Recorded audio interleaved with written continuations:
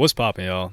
After the sentencing of XXXTentacion's killers, and all of them, except for the guy who told on the others, which we haven't seen his sentencing yet, all of them getting life in prison, it's like justice is finally served. However, there's another major case that happened, which is none other than Pop Smoke, when he was killed in the Hollywood Hills from an armed robbery that went wrong. The most surprising piece of news with this is that there were 3 people involved. 2 were minors, one was 15, one was 17, and I believe the last one was 19.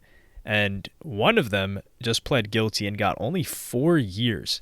And it says as follows, the LA Times were the ones to report it. A 20-year-old charged in the killing of Pop Smoke pleaded guilty in juvenile court Thursday, admitting he entered a Hollywood Hills mansion as a teenager in February 2020, intending to rob the rapper, who was shot to death in a struggle with his assailants. The defendant pleaded guilty in an Inglewood courtroom to voluntary manslaughter and home invasion robbery. He was the first to admit guilt of 4 defendants charged in the death of Pop Smoke, whose real name was Bashar Baraka Jackson. I think the 4th person that they're talking about is the guy that didn't go inside, that was in the car. And I believe that person was significantly older than these guys, probably at least 24, 25, and he sent them on this trip. Judge J. Christopher Smith sentenced the defendant to 4 years and 2 months in the secure youth treatment facility, but warned he could remain in juvenile custody until he was 25. The judge declined to apply the 2 years and 8 months he has already spent in juvenile hall towards his sentence, so he's not going to be getting time served on any of this. Starts 4 years from today. 3 others are charged, juvenile defendants, 2 of them, 15 and 17, and Corey Walker, who is 19. But really, one of the most important pieces of information regarding this guy's plea is the fact that he gets to remain anonymous, because since he's a minor, I believe that they don't even hit him with the media. There's a gag order on them that they can't say who the guy's name or identity is, so he gets to, I wouldn't say skate by, but 4 years, come on. One of the funny things about this trial, not like Pop Smoke's death or anything, but what these guys tried to do for this individual that just pled guilty is they tried to finesse it and have him say that he was intellectually disabled. That's what his attorney did. So it says right here, Martin Lichmeyer, the attorney, argued his client was intellectually disabled, sparkling a years-long series of examinations and hearings over his competency to stand trial. A psychologist who examined the defendant on behalf of the prosecution testified in August that he appeared to be faking the disability. Oh, this guy was trying to fake being a retard. He was diagnosed as a child with a learning disability, but tested at a quote-unquote average level in school, which he stopped attending regularly after the 2nd grade, Ward said. Arrested for the first time at 14, he was referred to the LA County Regional Center for Developmentally Disabled, where his IQ was gauged at just 52. This guy's like sub. This is the memes that you read about on the internet. Ward said this was inexplicable. Tested in school, he was found to have an IQ of 92, an average level. A person with an IQ of 52 would have difficulty planning his behavior, act on impulse, and might even be nonverbal, Ward testified.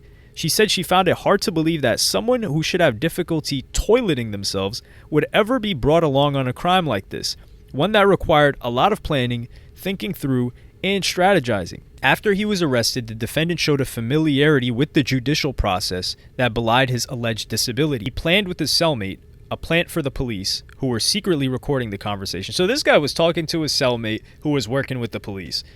I thought that was one of the rules too, like you don't know who in jail is actually snitching and who's not, so you shouldn't talk about your case, but this guy decided to do it anyway. Maybe that is an example of him being intellectually disabled to a degree. So they were secretly recording the conversation. How to glean information from detectives without giving anything up himself. OJ was able to beat his case even though there was blood on his socks, he told his cellmate, according to Ward. But if all else failed, I still got that regional center stuff, he said, a reference to the facility where he'd been diagnosed as disabled. A psychologist who examined the defendant at the request of his defense attorney said feigning a disability would demand a level of sophistication that would be vastly inconsistent with past educational records, psychological testing, and previous behavioral observations.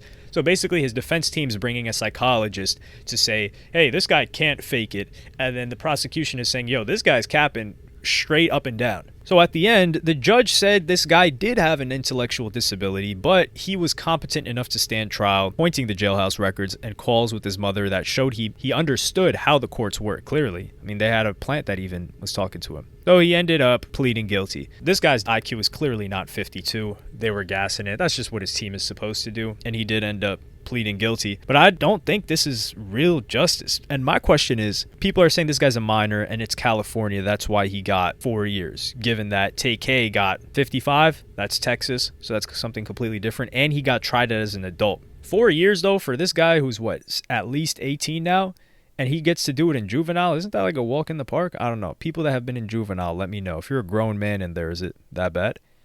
In comparison to the crime he did, which is, go on a murder. However, I think there's probably more involved. If this guy's the first to plead guilty and he got 4 years, do you think that maybe he's telling? Because they definitely want somebody to tell on the other 2-3 people involved. And we saw it with the XXX case. Some guy, the first guy, he eventually sat up there and decided to tell. And this is something that's pretty consistent. We can almost guarantee it'll happen now. The guy is willing to, fake all of these different things to get out of the sentence. And they're probably telling them, yo, you're going to sit here for at least 10, 15 years. I wonder what they were hitting him with, because he is still young. And I don't know how juvenile law kind of works in California. I posted this on Instagram and my comment was, this is really just going to incentivize young kids who are easily the most influenced by drill music to commit crimes in the first place. Now, if they know that, hey, at least in LA or California, if we go on an armed robbery and we kill somebody, which is not our intention, and we end up going to jail, we could plead out for 4 years? Damn, that's nothing, which it really is. So I really wonder, I said in IG that this is probably going to incentivize this more.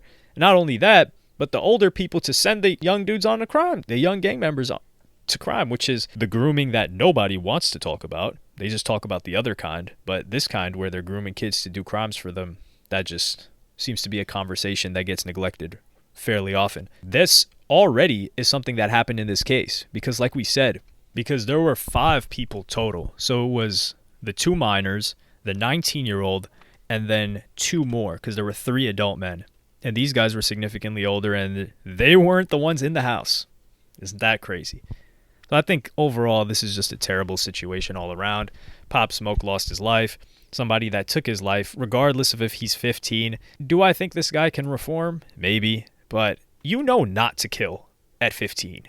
Not to kill at 14. Not to kill at 13. Sure. He's not as much at fault as the older people that brought him into this. The 4 years got me looking around the room. I don't think anybody can really justify that short of a sentence without telling, that is. But we don't know. And I think his whole case is in juvenile court, which is completely different. So I really do wonder how that compares to the other guys. But we're going to see, at least we're getting more developments on the Pop Smoke case. This is bad news for most Pop Smoke fans. But God willing, we get some good news and some justice for him as well. But let me know what y'all think in the comments. Is 4 years crazy? I thought he would get 10. If he was 15 and it's a murder, I think they'd slap him with 10. He comes out, he's 25, 26, and he has a whole life ahead of him.